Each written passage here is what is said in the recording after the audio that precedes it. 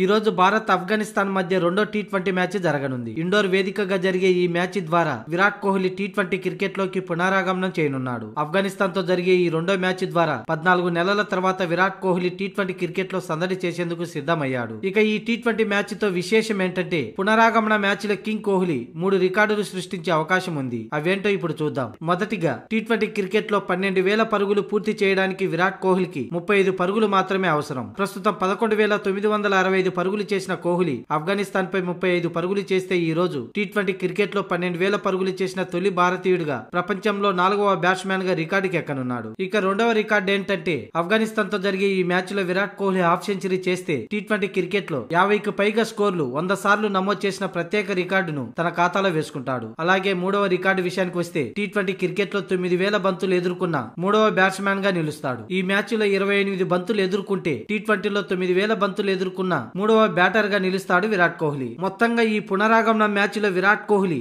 ఈ 3 ప్రత్యేక రికార్డును లిఖించే అవకాశం ఉంది.